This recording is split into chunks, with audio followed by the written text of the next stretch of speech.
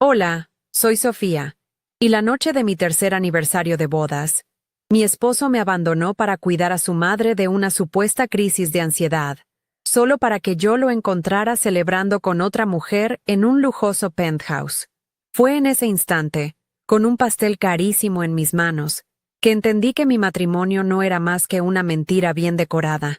¿Alguna vez te han hecho sentir invisible en tu propia vida? Antes de contarte lo que vi al abrir esa puerta, esa imagen que lo cambió todo para siempre. Déjame un comentario diciéndome desde dónde me estás viendo y suscríbete al canal. Créeme, no querrás perderte lo que sucede cuando una mujer que ha sido borrada decide reescribir su propia historia. Desde que me casé con Alejandro, sentí que vivía en un mundo que no era el mío.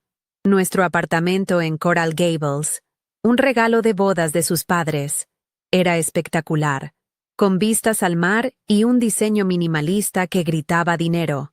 Pero yo me sentía como una pieza de decoración fuera de lugar. Él y su madre, Isabel, formaban un frente impenetrable. Eran de esas familias de Miami con apellido, con generaciones de poder y riqueza que yo, una arquitecta que se había abierto camino a base de puro esfuerzo, simplemente no entendía. Cualquier opinión mía era recibida con una sonrisa condescendiente. Mis logros profesionales eran adorables, pero nunca al nivel de sus conexiones y negocios familiares.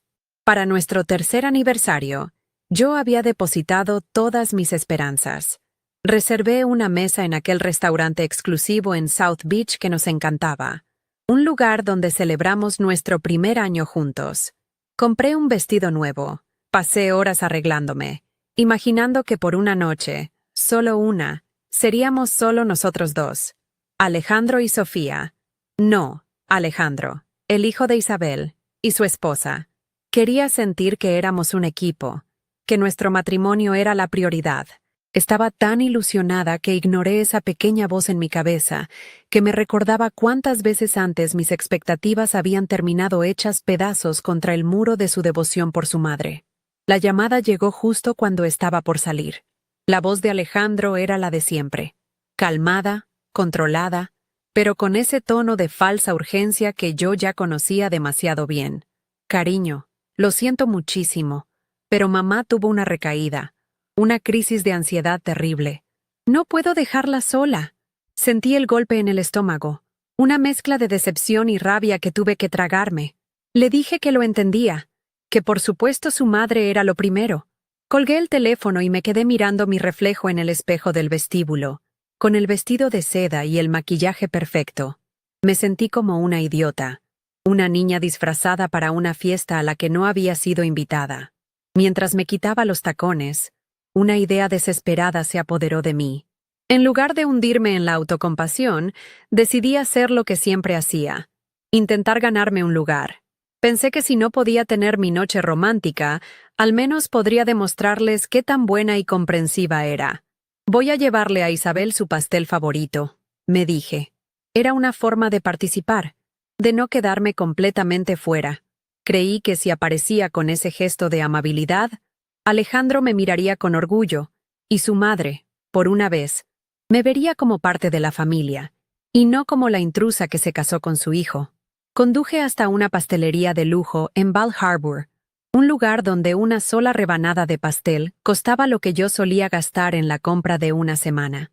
Compré el pastel de chocolate y frambuesa que Isabel adoraba y lo coloqué con sumo cuidado en el asiento del copiloto de mi coche. Mientras manejaba por el MacArthur Causeway, con las luces de los rascacielos de Miami reflejándose en el agua, sentía una mezcla extraña de tristeza y una tonta esperanza. Cada semáforo en rojo era una pausa para dudar, para pensar en dar la vuelta y volver a mi apartamento vacío. Pero seguí adelante, impulsada por esa necesidad enfermiza de ser aceptada. El edificio de Isabel en Brickell era una torre de cristal que parecía tocar las nubes, un símbolo del poder y la influencia de su familia. El portero me saludó con una inclinación de cabeza, acostumbrado a verme llegar en momentos inoportunos. Recuerdo que mis manos sudaban mientras sostenía la caja del pastel. Isabel me había dado una llave de repuesto meses atrás, diciendo que era para cualquier emergencia, querida. Ya eres de la familia. En ese momento, sus palabras resonaron en mi cabeza con una ironía dolorosa. ¿Era esa llave una señal de confianza o simplemente una herramienta para que estuviera siempre disponible para sus necesidades? Subí en el ascensor privado que llevaba directamente a su penthouse. El silencio del trayecto era abrumador, solo roto por el suave zumbido de la maquinaria. Cada piso que ascendíamos aumentaba la presión en mi pecho. Me repetía a mí misma que encontraría a una mujer angustiada, a mi esposo consolándola, y que mi llegada con el pastel sería un bálsamo, un gesto que aliviaría la tensión. Estaba tan concentrada en el papel que quería interpretar que no me preparé para la realidad que estaba a punto de descubrir. La puerta del penthouse se abrió ante mí, un portal a un mundo que yo creía conocer. Parada en el umbral, antes de girar la llave en la cerradura, escuché algo que me heló la sangre. No eran sollozos ni palabras de consuelo. Era una risa clara, fuerte y alegre que venía del salón. Luego, la voz de Alejandro, vibrante y llena de entusiasmo, seguida por el tintineo de copas de champán. Mi corazón se detuvo. No era el sonido de una crisis familiar, era el sonido de una celebración. Con la mano temblando, introduje la llave en la cerradura y la giré lentamente, preparándome para ver la verdad que mi instinto me había estado gritando durante todo el camino. Al abrir la puerta, el aire que me golpeó no era el de una habitación en penumbra donde alguien sufría, sino el de una celebración en pleno apogeo. El salón principal del penthouse, con sus ventanales del suelo al techo mostrando un Miami encendido de luces, estaba bañado en una luz cálida y vibrante. En el centro, alrededor de una mesa de centro de mármol, estaban Alejandro, su madre Isabel, y una mujer que nunca había visto. No había rastro de enfermedad ni de angustia, solo risas, copas de champán a medio llenar y una energía de triunfo que me hizo sentir como si acabara de entrar en una dimensión equivocada, una donde yo no existía. Mis ojos se clavaron en Alejandro. Llevaba una camisa blanca impecable, arremangada hasta los codos, y su rostro estaba iluminado por una sonrisa genuina, una de esas que yo no le había visto en meses. Se reía de algo que la otra mujer acababa de decir, una risa profunda y sin preocupaciones, que resonó en el silencio de mi corazón roto. Era el hombre del que me había enamorado, pero al mismo tiempo era un completo desconocido. Era el Alejandro que existía cuando yo no estaba presente, un hombre libre y feliz, y la comprensión de que yo era la causa de su seriedad y sus obligaciones me golpeó con la fuerza de un puñetazo físico. Él era feliz en ese momento precisamente porque yo no estaba allí. La otra mujer era la personificación de todo lo que yo no era, elegante sin esfuerzo, con un vestido negro que parecía hecho a medida, y una confianza que llenaba el espacio. Sostenía su copa de champán con una naturalidad que delataba que pertenecía a ese mundo, que no tenía que esforzarse para encajar. No la miré con celos, sino con una especie de fascinación helada. Ella no era una amante en el sentido clásico, era algo peor, era una igual, alguien a quien ellos respetaban, alguien con quien celebraban sus éxitos. Yo, con mi pastel de aniversario en las manos, era la esposa comprensiva que se había quedado en casa, la tonta que se había creído la mentira. Isabel también estaba radiante. Su supuesta crisis de ansiedad se había evaporado milagrosamente. Llevaba un collar de perlas y un vestido de seda, y miraba a su hijo y a la otra mujer con una expresión de orgullo maternal que nunca me había dedicado a mí. Cuando sus ojos se encontraron brevemente con los míos, parados en el umbral, no vi sorpresa ni culpa. Vi una fugaz molestia, como si yo fuera una sirvienta que había interrumpido en un mal momento. En esa fracción de segundo, entendí que no solo era cómplice de la mentira de Alejandro, sino que probablemente era la arquitecta de la misma. Ella era la guardiana de su mundo, y yo siempre había estado del lado de afuera. Sobre la mesa de mármol, junto a la botella de champán enfriándose en una cubitera de plata, había varios documentos desplegados, planos arquitectónicos, contratos. De repente, todo encajó.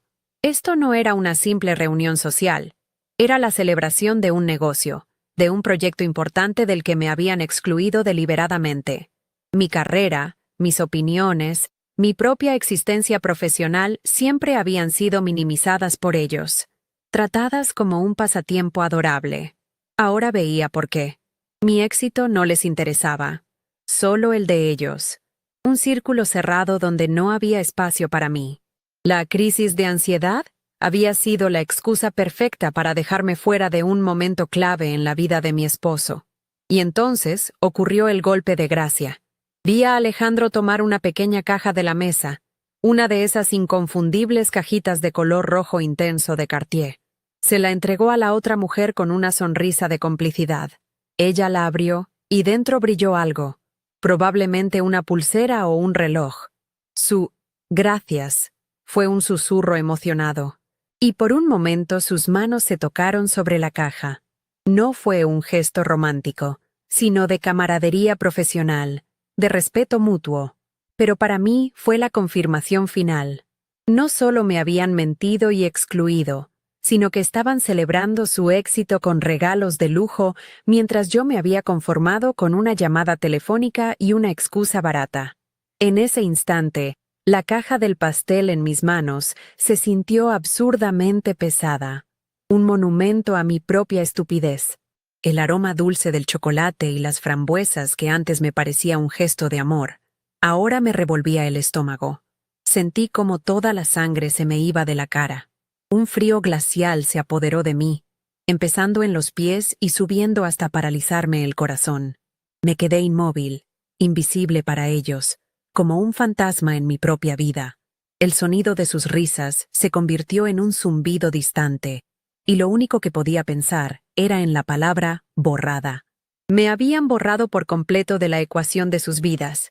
Sin hacer un solo ruido, di un paso hacia atrás. Mi cuerpo se movió por instinto, con una lentitud y un sigilo que me sorprendieron a mí misma. No quería una confrontación. No quería darles la satisfacción de verme llorar o gritar. La humillación era tan profunda, tan total, que cualquier reacción habría sido inútil. Mi dolor era mío, y no se los iba a regalar. Tiré suavemente de la puerta hasta que el pestillo hizo un clic casi inaudible. Los dejé en su mundo perfecto, con sus risas y su champán, y me quedé sola en el pasillo silencioso del penthouse, con un pastel para una celebración que nunca existió. El viaje en el ascensor hacia abajo fue el más largo de mi vida. Me miré en las paredes de espejo y vi a una extraña, una mujer con un vestido caro, el maquillaje perfecto y los ojos vacíos. Sostenía un pastel como si fuera un salvavidas. La mujer del reflejo parecía una actriz disfrazada para un papel que no entendía. Ya no era Sofía, la arquitecta, la esposa. Era solo una figura patética que había intentado comprar su entrada a un club que nunca la aceptaría. Cada piso que descendía era como si me despojara de una capa de ingenuidad, dejando al descubierto una verdad dura y fría. Atravesé el lujoso vestíbulo del edificio, sintiendo la mirada del portero sobre mí. Su cortés «Buenas noches, señora», sonó como una burla. ¿Señora de quién? ¿De un hombre que celebraba su vida a mis espaldas? Afuera, el aire húmedo de la noche de Miami me pegó en la cara, pero no sentí nada. Caminé hasta mi coche en el estacionamiento subterráneo. Abrí la puerta y coloqué con un cuidado casi ceremonial la caja del pastel en el asiento del copiloto. Me senté al volante y me quedé allí, en la penumbra, con el motor apagado, escuchando el silencio. No lloré. Las lágrimas se habían secado antes de poder nacer, consumidas por una rabia helada que nunca antes había sentido. La humillación se había transformado en una claridad brutal. Ya no había dudas, ni esperanzas, ni necesidad de aprobación. Solo había una certeza inquebrantable. Ellos no me veían. Nunca me habían visto. Para ellos, yo era un accesorio conveniente, un papel que debía interpretar. Y en ese silencio, sentada en mi coche con un pastel de aniversario que ahora representaba el final de todo, tomé una decisión. Ya no iba a intentar encajar en su mundo. Iba a construir el mío propio, y me aseguraría de que sus cimientos fueran tan sólidos que nunca más nadie pudiera borrarme. Conduje de regreso a nuestro apartamento en Coral Gables en un estado de trance. Las luces de la ciudad, que siempre me habían parecido vibrantes y llenas de promesas, ahora se veían frías y artificiales, como la sonrisa de mi suegra. Cada rascacielos era un monumento a un mundo de poder y dinero del que yo era solo un adorno temporal. Al llegar a casa, el silencio del lujoso apartamento me recibió como una bofetada. Dejé la caja del pastel sobre la isla de cuarzo de la cocina, intacta. Ya no era un símbolo de amor, sino la lápida de mi matrimonio. En ese momento, mirándolo fijamente, la rabia helada que sentía se cristalizó en un plan. No iba a irme llorando. No iba a darles el gusto de una escena dramática. Iba a desmantelar su mundo de arrogancia con la única herramienta que ellos siempre habían subestimado: mi inteligencia. A la mañana siguiente, cuando Alejandro llegó, interpretó su papel a la perfección. Tenía ojeras, hablaba en voz baja, y me contó con todo lujo de detalles lo terrible que había sido la noche, cómo su madre apenas había podido calmarse. Me abrazó y me agradeció por ser tan comprensiva. Yo también interpreté mi papel. Le traje un café, le acaricié el pelo y le dije que no se preocupara. Por primera vez, mi sumisión no era una debilidad, sino un disfraz. Mientras él se duchaba, yo empecé mi verdadera labor. Comencé a observar, a escuchar, cada llamada de negocios que tomaba, cada papel que dejaba sobre su escritorio en el despacho, cada conversación casual sobre plazos y proveedores. Dejé de ser su esposa y me convertí en una sombra en mi propia casa, absorbiendo información en silencio, esperando mi oportunidad. No tardó en llegar. Unos días después, mientras ordenaba su despacho, encontré un tubo de cartón grueso escondido detrás de una estantería. Dentro había un juego de planos arquitectónicos. El logo de una prestigiosa firma de Miami estaba impreso en la esquina. Era el proyecto que estaban celebrando esa noche. Una torre de apartamentos de ultralujo en Coconut Grove. Sentí una descarga eléctrica al tocarlos. Esto era más que un simple negocio. Era el símbolo de su triunfo. Un triunfo del que me habían excluido. Con el corazón latiéndome con fuerza en la garganta, esperé a que se fuera a una de sus largas reuniones y extendí los planos sobre la enorme mesa de comedor de caoba. Era el campo de batalla, y ellos, sin saberlo, me acababan de entregar el mapa completo. Pasé las siguientes noches en vela, analizando cada línea, cada cálculo, cada especificación de materiales. La adrenalina y el café eran mi único sustento. Al principio, todo parecía impecable. El diseño era funcional, lujoso, exactamente lo que uno esperaría de un proyecto de esa envergadura. Pero mi instinto, ese que ellos habían intentado apagar con sus críticas y su condescendencia, me decía que siguiera buscando. Y entonces lo vi. Era un detalle minúsculo, casi imperceptible para un ojo no entrenado, en los cálculos estructurales de la cimentación. Una inconsistencia en la relación entre el tipo de pilotes de hormigón especificados y los informes geotécnicos del subsuelo de la zona. Era un error sutil, pero potencialmente catastrófico. Un error que podría costarles millones, si no todo el proyecto. Necesitaba una segunda opinión, una confirmación irrefutable. No podía arriesgarme a estar equivocada. Busqué en mis contactos y encontré el número de un antiguo profesor de la universidad. Un genio de la ingeniería estructural con una reputación intachable. Fotografié las secciones relevantes de los planos, eliminando cualquier dato que pudiera identificar el proyecto, y se las envié por correo electrónico, presentándolo como una consulta para un proyecto hipotético en el que estaba trabajando. Su respuesta llegó menos de 24 horas después, y fue más contundente de lo que jamás hubiera imaginado. Sofía, escribió, quien sea que haya aprobado esto es un negligente. Con la composición del suelo de la costa de Florida, este diseño es una bomba de tiempo. No es una cuestión de si fallará, sino de cuándo. Esa frase fue la cerilla que encendió la pólvora. Con esa confirmación en mi poder, sentí una oleada de poder que nunca antes había experimentado. Ya no se trataba de una venganza personal, sino de una cuestión de justicia profesional. Ellos habían despreciado mi carrera. La habían tratado como un pasatiempo de niña rica. Ahora, mi profesión iba a ser su juicio. Usé los ahorros que había acumulado durante años con mis propios proyectos de diseño de interiores, dinero que Alejandro siempre había llamado tu pequeña afición, y registré legalmente mi propia firma de arquitectura, Sofía Reyes Arquitectos. Era solo un nombre en un papel, una empresa sin oficina ni empleados, pero para mí, era la declaración de independencia más importante de mi vida. Era el primer cimiento de mi nuevo mundo. Durante las 2 semanas siguientes, mi vida tuvo un doble propósito. De día, era la esposa trofeo, sonriente y complaciente. De noche, me encerraba en el pequeño estudio que teníamos en casa y me convertía en una arquitecta consumida por su trabajo.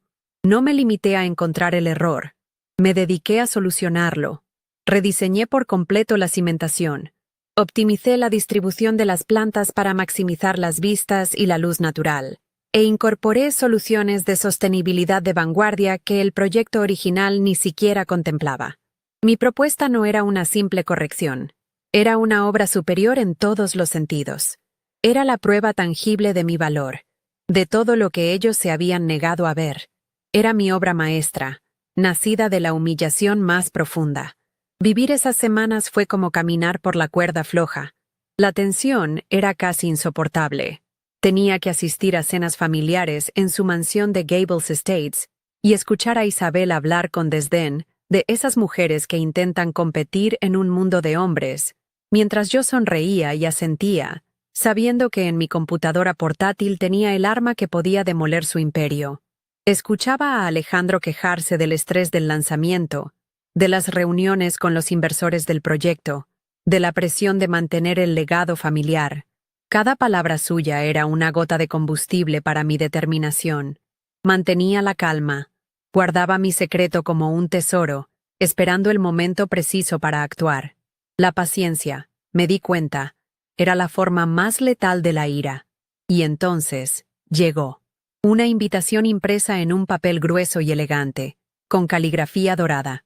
La familia de Alejandro organizaba una fiesta de lanzamiento para el proyecto Elysian Towers, en su club de yates privado en Key Biscayne. Sería un evento exclusivo para inversores, políticos locales y la crema innata de la sociedad de Miami. Era el clímax de su arrogancia, la celebración de su éxito.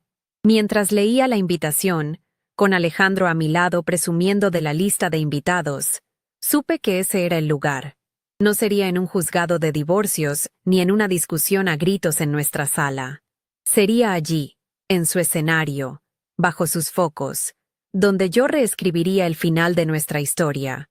La humillación pública no se paga con lágrimas, se paga con la verdad. La noche del evento, me preparé para la guerra, no para una fiesta. Elegí un vestido rojo, un color que nunca usaba porque Isabel decía que era demasiado llamativo. Era una pieza de alta costura, elegante pero severa, que me hacía sentir como si llevara una armadura. Me recogí el pelo en un moño bajo y austero, y mi maquillaje era mínimo pero intencionado. Cuando me miré en el espejo de cuerpo entero antes de salir, la mujer que me devolvió la mirada ya no era la Sofía que buscaba aprobación. Era una extraña, una mujer con una calma peligrosa en los ojos. Alejandro me silbó al verme, diciendo que estaba espectacular. No entendió que esa noche no me había vestido para él. Me había vestido para mí misma, para la mujer en la que estaba a punto de convertirme. El trayecto hacia Key Biscayne por el Rickenbacker Causeway se sentía irreal. A un lado, el sol se hundía en el horizonte, pintando el cielo de tonos anaranjados y púrpuras sobre la silueta de los rascacielos de Miami. Al otro, las aguas tranquilas de la bahía. Era una postal perfecta, una belleza que contrastaba violentamente con la tormenta helada que se gestaba dentro de mí. Alejandro conducía su Porsche con una mano en el volante, hablando sin parar sobre quién estaría en el evento, los inversores clave que tenía que impresionar, la importancia de la noche para el legado familiar. Yo asentía y sonreía en los momentos adecuados, pero en mi mente solo repasaba una y otra vez las palabras que iba a decir. Me sentía como una espectadora de mi propia vida, viendo a una actriz interpretar mi papel, mientras la verdadera yo se preparaba para quemar el escenario. Al llegar al club de Yates, el aire olía a sal, a dinero y a poder. Los yates multimillonarios se mecían suavemente en sus amarres, sus luces blancas reflejándose en el agua oscura. Mozos con uniformes impecables ofrecían copas de champán en bandejas de plata. Se escuchaba el murmullo de conversaciones importantes y una suave música de jazz de fondo. Este era su ecosistema, un mundo de apariencias y conexiones donde yo siempre había sido una pieza decorativa. Mientras caminábamos por el muelle de madera hacia el salón principal, sentí las miradas sobre nosotros. Éramos la pareja perfecta, el heredero exitoso y su esposa trofeo. Nadie podía imaginar que el trofeo que colgaba de su brazo esa noche era en realidad una bomba de tiempo a punto de estallar. Apenas entramos, Isabel se deslizó hacia nosotros como un tiburón en su propio acuario. Estaba radiante, envuelta en un vestido de diseñador y goteando diamantes. Era la reina de la noche, saludando a todos con besos al aire y sonrisas calculadas. Sus ojos se posaron en mi vestido rojo y se estrecharon casi imperceptiblemente. Sofía, querida, qué elección tan audaz, dijo, su voz un susurro de seda con un filo de acero. Era su forma de decir que estaba fuera de lugar, que llamaba demasiado la atención. En lugar de encogerme como lo habría hecho antes, le sostuve la mirada y le ofrecí una sonrisa serena, casi enigmática. Gracias, Isabel. Sentí que la ocasión merecía un color con carácter. Vi una chispa de confusión en sus ojos antes de que se volviera para saludar a un senador. La primera grieta en su fachada. Observé a Alejandro moverse por el salón. Era su noche y lo sabía. Daba la mano con firmeza, reía en los momentos justos, aceptaba felicitaciones con una falsa modestia que me revolvía el estómago. Me presentaba a la gente con un posesivo, mi encantadora esposa, Sofía, y yo sonreía, asentía y decía las cosas correctas, pero por dentro estaba trazando un mapa. Identifiqué a los principales inversores por la forma en que Alejandro les hablaba. Noté a los concejales de la ciudad por el respeto casi servil que les mostraba. Cada sonrisa que le dedicaba a alguien era un dato que yo almacenaba. Estaba jugando mi papel a la perfección, la esposa devota y silenciosa, mientras mi mente trabajaba a la velocidad de la luz, preparándose para la jugada final. En medio de una conversación, mis ojos se desviaron hacia la muñeca de Isabel. Allí estaba. El reloj Patek Philippe de platino, una pieza de época que, según la tradición familiar, pertenecía a la esposa del heredero. Me lo había prometido el día de mi boda, pero siempre encontraba una excusa para no dármelo, manteniéndolo en una vitrina en su sala como un recordatorio constante de mi estatus de advenediza. Verlo en su muñeca esa noche, brillando bajo las luces del salón, ya no me causó dolor ni anhelo. Se convirtió en el ancla final de mi resolución. No se trataba del valor material del reloj, sino de lo que simbolizaba: años de sutiles humillaciones, de ser considerada no suficiente. Esa noche, iba a demostrarles que mi valor no se medía en quilates ni en apellidos. Justo antes de que comenzaran los discursos, mientras la gente tomaba sus asientos, sentí una punzada de pánico. ¿Realmente iba a hacerlo? ¿Destruir todo esto? ¿A estas personas? ¿En público? Miré a Alejandro, que estaba en el escenario ajustándose el micrófono, y por una fracción de segundo, vi al hombre con el que me había casado, al joven que me hacía reír, pero entonces mis ojos encontraron a la otra mujer, la arquitecta de la firma rival, sentada en una mesa principal. Alejandro le guiñó un ojo desde el escenario, un gesto rápido y cómplice. La imagen de la caja de Cartier, de sus risas en el penthouse, del pastel de aniversario derritiéndose en mi coche, volvió con una fuerza arrolladora. El pánico se evaporó, reemplazado por un frío glacial. La duda había muerto. Mientras me dirigía a una esquina para recomponerme, una voz tranquila me detuvo. Sofía. Era Javier, mi suegro. A diferencia de su esposa y su hijo, Javier siempre había sido un hombre de pocas palabras, pero con una mirada observadora. Rara vez participaba en la dinámica de poder familiar, pero lo veía todo. ¿Estás bien? Has estado muy callada esta noche, me preguntó, con una genuina nota de preocupación en su voz. Su amabilidad inesperada casi me desarma. Le di una sonrisa forzada. Solo estoy abrumada por todo esto, Javier. Es una gran noche para Alejandro. No quise decir más, pero su pregunta, esa simple muestra de que alguien me había notado, me dio la apertura que necesitaba. Sabía que él, al menos, escucharía. El murmullo de la multitud se apagó cuando las luces se atenuaron y un foco iluminó el escenario. Alejandro comenzó su discurso. Agradeció a los inversores por su confianza, a la ciudad por su apoyo, y luego dedicó un largo y empalagoso párrafo a su mentora, su roca, su maravillosa madre, Isabel, quien sonreía desde la primera fila como una virgen en un altar. Habló del legado, del futuro, de la excelencia, y en todo su discurso, lleno de agradecimientos y reconocimientos, mi nombre no fue mencionado ni una sola vez, no como su esposa, no como su apoyo, ni siquiera como una nota al pie de página. En su momento de gloria, yo, una vez más, había sido completamente borrada. Fue el último insulto, la confirmación final de que mi decisión era no solo correcta, sino necesaria. Mientras él seguía hablando, mi mano se deslizó dentro de mi pequeño bolso de mano y mis dedos rozaron la superficie fría y metálica de la memoria USB. Contenía todo: los planos originales con el error resaltado, el informe de mi antiguo profesor, mi propuesta de rediseño completa y una copia del correo electrónico que ya había enviado esa misma tarde a los principales inversores y a la oficina de planificación urbana de la ciudad. Mi corazón ya no latía con miedo, sino con un ritmo firme y poderoso, como el de un tambor de guerra.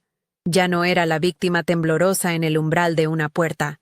Era la arquitecta Sofía Reyes, y estaba a punto de presentar la corrección más importante de mi carrera. Alejandro terminó su discurso con una sonrisa triunfante, levantando su copa para un brindis. «Por las Elysian Towers», exclamó, y la sala estalló en aplausos. En ese preciso instante, mientras todos se ponían de pie, mis ojos se encontraron con los de Javier. Su ceño estaba ligeramente fruncido, su mirada inquisitiva, como si mi respuesta anterior no lo hubiera convencido, y ahora, viendo la expresión de mi rostro, supiera que algo estaba a punto de suceder. Ese cruce de miradas fue mi señal. El aplauso comenzó a decaer. La gente volvía a sentarse. El escenario estaba listo. Tomé una respiración profunda. Sentí el peso de mi propia liberación en mis pulmones, y di el primer paso para salir de las sombras. Me puse de pie, sintiendo el peso de cada mirada en la sala. El aplauso se había extinguido, dejando un silencio expectante. No caminé hacia el escenario, hacia el micrófono, donde Alejandro todavía sonreía, ajeno a la tormenta que se avecinaba. En cambio, me moví con una calma que no sabía que poseía. El roce de la seda de mi vestido rojo contra mi piel era el único recordatorio de que mi cuerpo seguía moviéndose. Mi destino era la mesa principal, pero no la silla vacía junto a mi esposo. Me detuve junto a Javier, mi suegro, el único en esa familia cuya mirada no estaba teñida de condescendencia, sino de una curiosidad genuina y preocupada.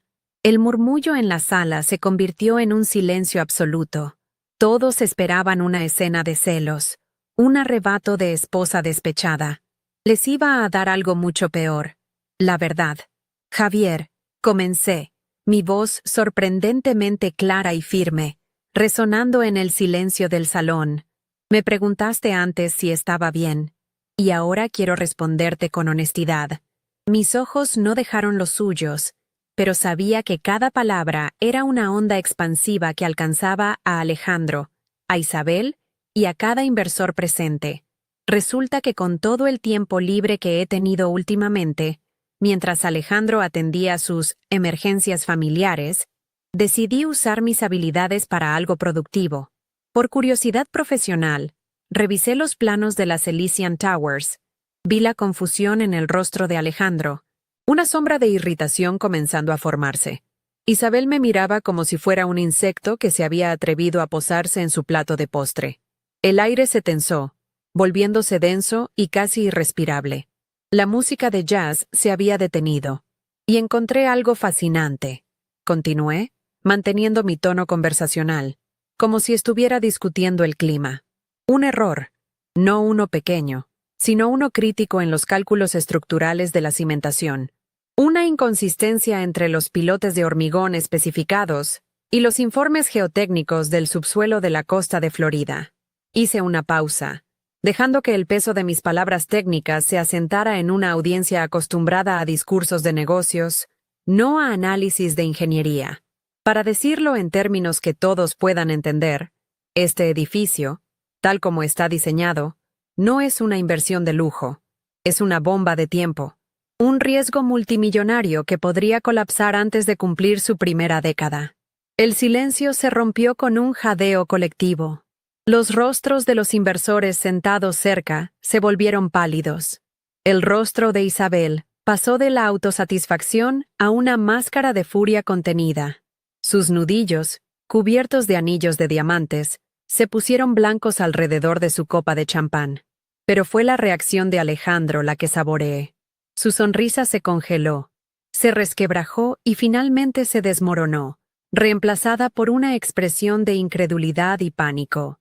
Abrió la boca para decir algo, probablemente para desacreditarme, para llamarme histérica, pero yo no le di la oportunidad, para asegurarme de que no era solo mi opinión, la opinión de la esposa que ustedes consideran un simple adorno. Envié los cálculos, de forma anónima, a uno de los ingenieros estructurales más respetados del país. Su veredicto fue claro: negligencia criminal. La palabra criminal colgó en el aire, venenosa y definitiva. Pero no me preocuparía demasiado por eso, dije, dirigiendo una sonrisa helada a mi esposo en el escenario. Porque esta tarde, antes de venir aquí, me tomé la libertad de informar de mis hallazgos. Envié un informe detallado a cada uno de los principales inversores de este proyecto, así como una copia a la Oficina de Planificación Urbana de la ciudad de Miami.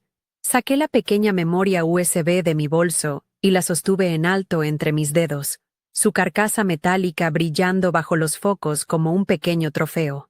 Aquí está toda la documentación, el análisis del error, el informe del consultor externo y todas las pruebas que necesitarán para iniciar una auditoría completa. El legado de su familia, Alejandro, está a punto de ser investigado por fraude y negligencia. La sala era un caos silencioso. Los inversores se miraban unos a otros, sacando sus teléfonos, sus rostros una mezcla de pánico y furia. Isabel parecía que iba a desmayarse, su perfecta compostura hecha añicos. Alejandro bajó del escenario, su rostro rojo de ira, y se dirigió hacia mí.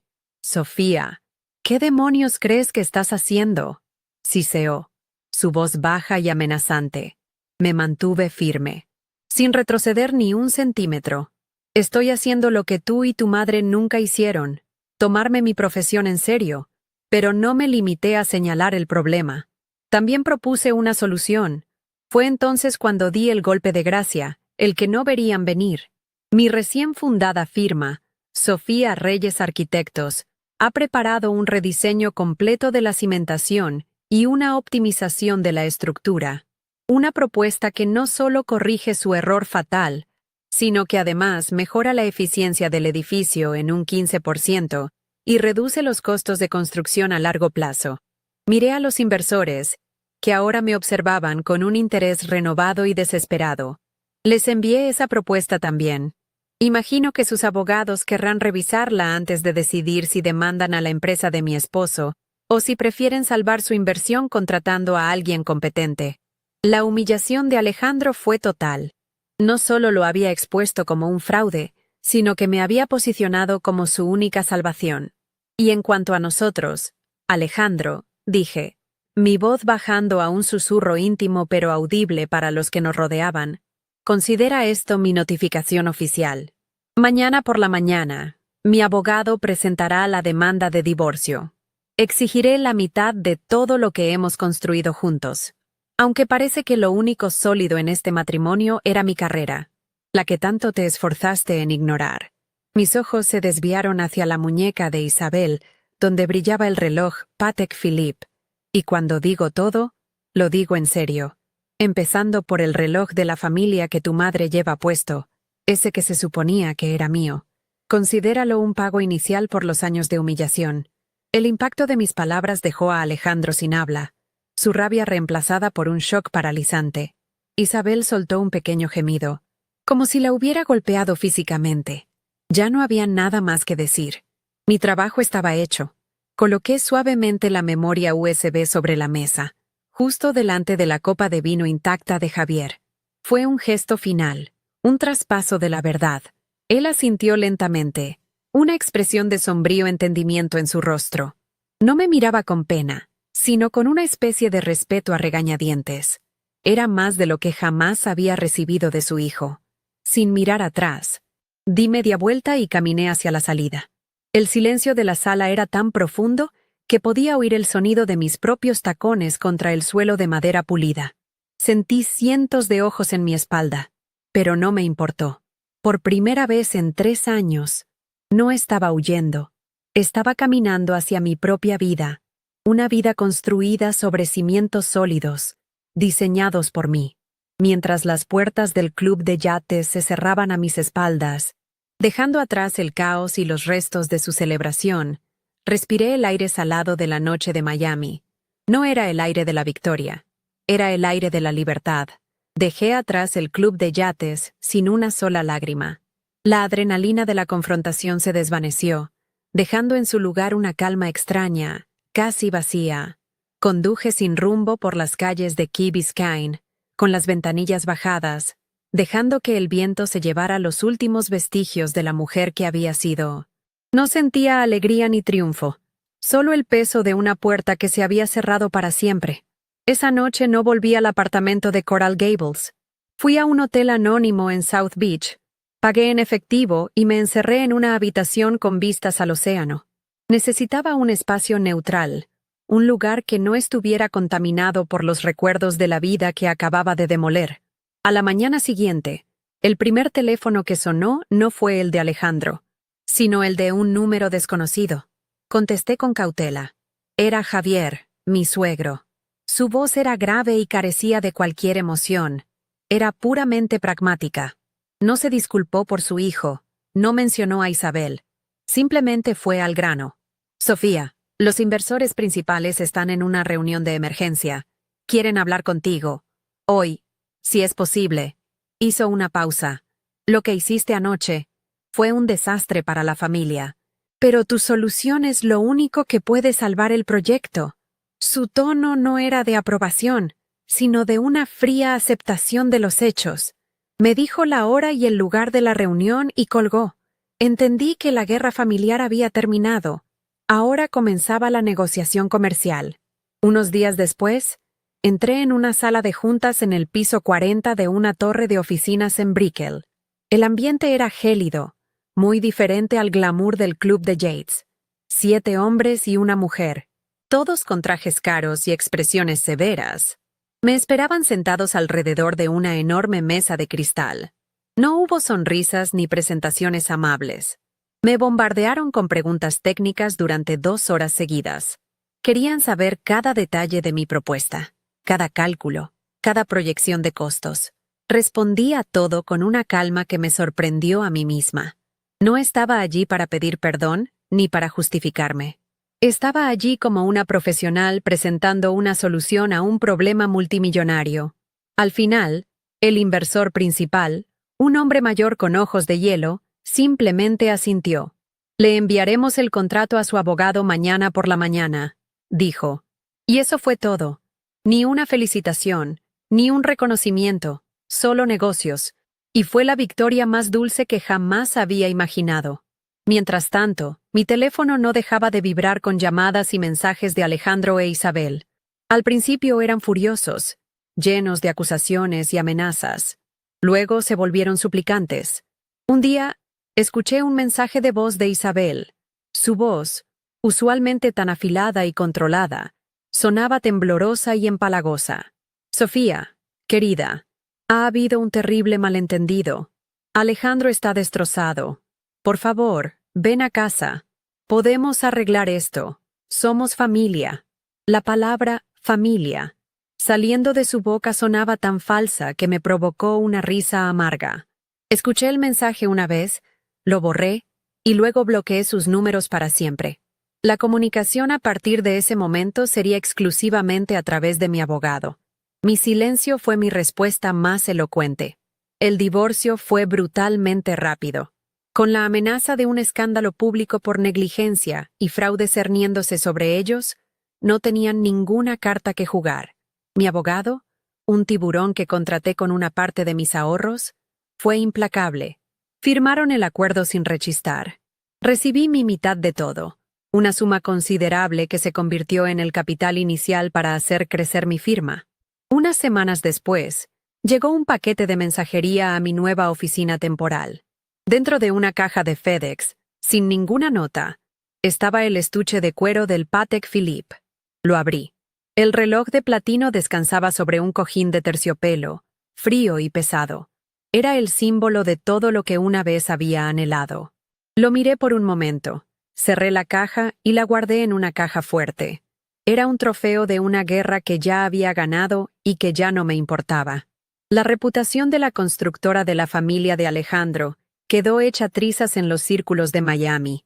Para salvar lo que quedaba del nombre, Javier tomó el control. Forzó a Alejandro a renunciar a su cargo de director ejecutivo y lo relegó a un puesto sin importancia en la empresa. El proyecto de las Elysian Towers fue transferido oficialmente a Sofía Reyes Arquitectos. La ironía era casi poética. El legado que tanto se habían esforzado en proteger ahora estaba en manos de la mujer a la que habían considerado una intrusa insignificante. Yo no era solo la arquitecta que salvó el proyecto, era la dueña de su futuro. Les había quitado el poder no con gritos, sino con un contrato firmado y una competencia que nunca supieron valorar. Mi vida se transformó. Mi oficina ya no era un rincón improvisado en un apartamento que no sentía mío. Alquilé un espacio luminoso y moderno en el Design District, con paredes de cristal y mi nombre en la puerta. Contraté a un pequeño equipo de jóvenes arquitectos, la mayoría mujeres, talentosas y ambiciosas. Pasaba mis días en el sitio de construcción de las Elysian Towers, con casco y botas de seguridad, discutiendo planos y resolviendo problemas. Los obreros y los ingenieros me llamaban jefa, y el respeto en sus voces era real. Estaba construyendo algo más que un edificio. Estaba construyendo mi propio imperio, ladrillo a ladrillo, sobre las ruinas de la vida que me habían intentado imponer.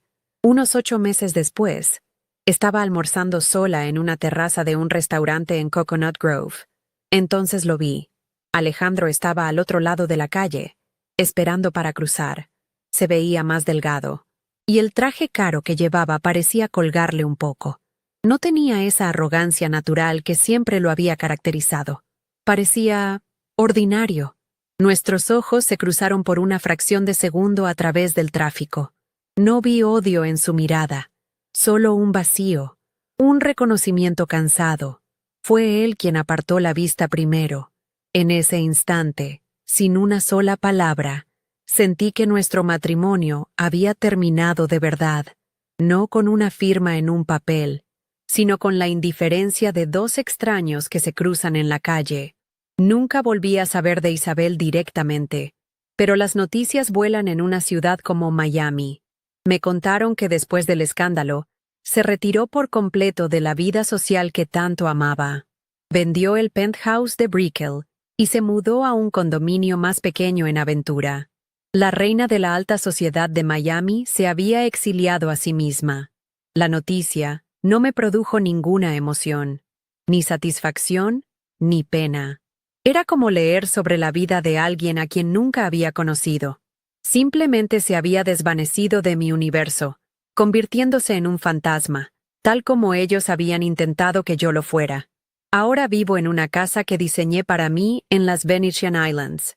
Es toda luz, cristal y espacios abiertos que miran al agua. Cada mañana, me siento en mi terraza con una taza de café y miro el horizonte de Miami. A lo lejos, puedo ver la silueta de las Elysian Towers, casi terminadas, brillando bajo el sol. Es un recordatorio constante. no de una venganza, sino de mi propia resiliencia. Ya no pienso en ellos. Mi vida está llena de nuevos proyectos, nuevos desafíos, nuevas amistades. A veces, me miro en el espejo y apenas reconozco a la mujer insegura que una vez llevó un pastel a un penthouse, esperando ser amada. Esa mujer ya no existe. En su lugar, hay una arquitecta, una constructora, y por primera vez en mi vida, estoy en casa. A veces, la vida tiene que demolerte por completo para que puedas ver los cimientos sobre los que estabas parada. Durante años, creí que mi valor dependía de la aprobación de otros, de encajar en un mundo que nunca fue diseñado para mí. Intenté ser la esposa perfecta, la nuera comprensiva, la mujer silenciosa que no molestaba, pero todo lo que conseguí fue volverme invisible. La lección más grande que aprendí no fue en una escuela de arquitectura, sino en el umbral de esa puerta, con un pastel en las manos y el corazón hecho pedazos.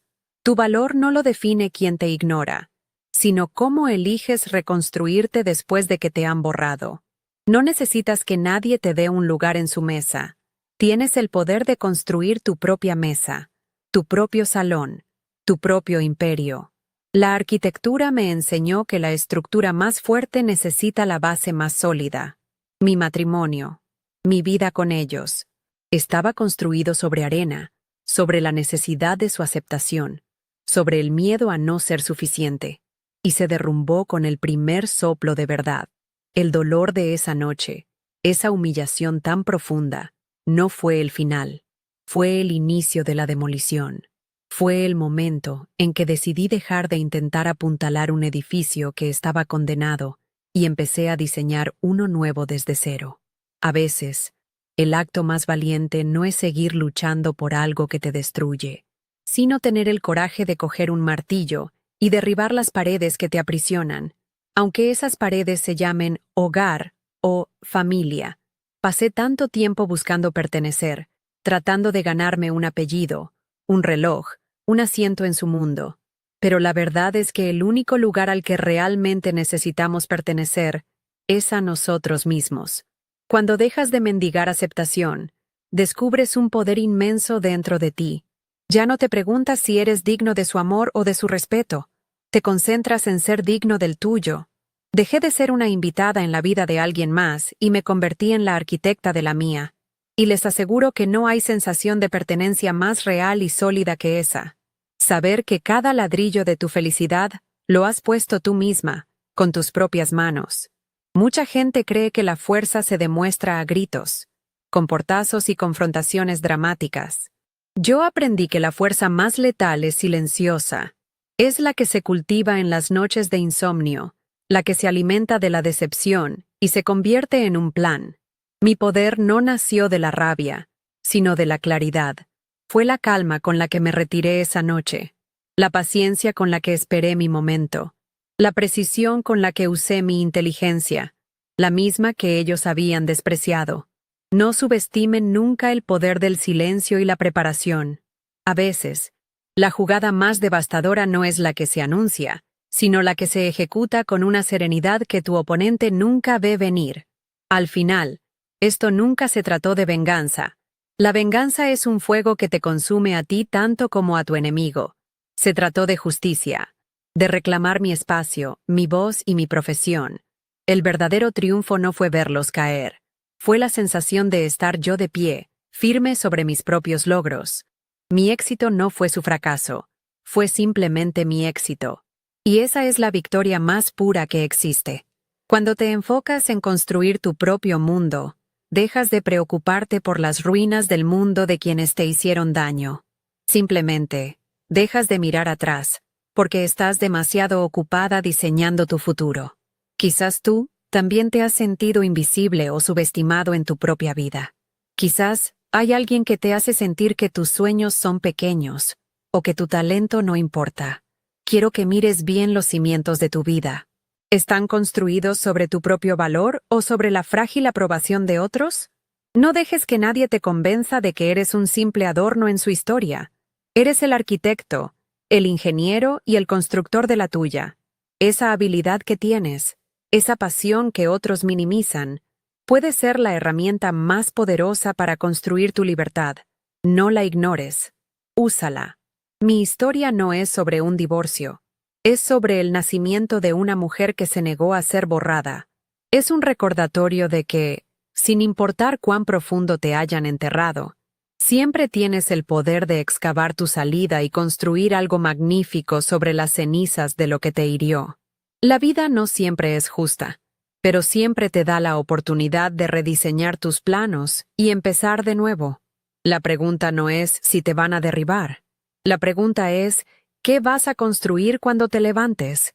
Si conoces a alguien que necesita escuchar este mensaje de confianza en sí mismo, por favor, comparte este video. No olvides suscribirte para más historias sobre cómo encontrar tu propio camino, incluso cuando no es el que otros esperan. Gracias por escucharme.